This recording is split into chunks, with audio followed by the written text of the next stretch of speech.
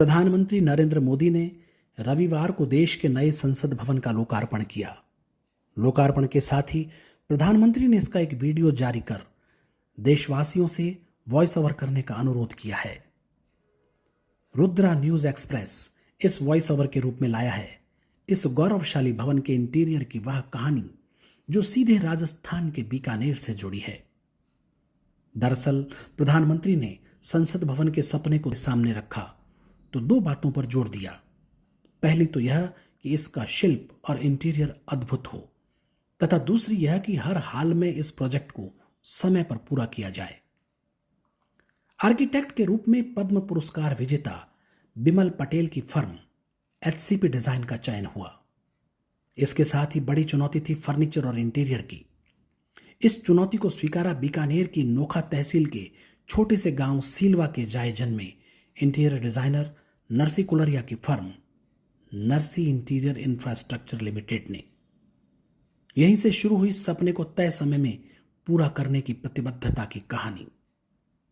जैसा कि स्वयं कुलरिया बताते हैं कि यह एक बहुत ही शानदार नक्शा था और उनके लिए उतना ही चुनौती भरा काम भी। 3 फैक्ट्रियों में प्रतिदिन 15 से 20 घंटे अनवरत काम हुआ। लगभग 1000 कारीगर फैक्ट्री में और इतने ही मौके पर काम में जुट गए। यह काम करते हुए खास उत्साह था। लग रहा था कि हम देश के लिए कुछ कर रहे हैं।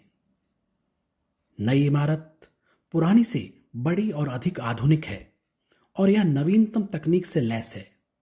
यह नया भवन संसद के सदस्यों की बढ़ती संख्या को समायोजित करने में सक्षम होगा और यह उन्हें अपना काम प्रभावी ढंग से करने के लिए आवश्यक स्थान और संसाधन प्रदान करेगा। कंपनी के जगदीश कुलरिया कहते हैं, एक एक काम पूरी बारीकी के साथ हुआ। मसलन लोकसभा में मोर की आकृति बनी और राज्यसभा में कमल बनाया गया। सीटों को आरामदायक बनाने के साथ साथ सुंदर, मजबूत और पहले से बड़े आकार में बनाया गया है। एक अच्छी और गर्व की बात यह भी है कि इस पूरे इंटीरियर में एक कील भी देश के बाहर से नहीं आई। बहुत सारा काम टीक वुड का है। यह टीक वुड सरकारी एजेंसी से ही खरीदी गई।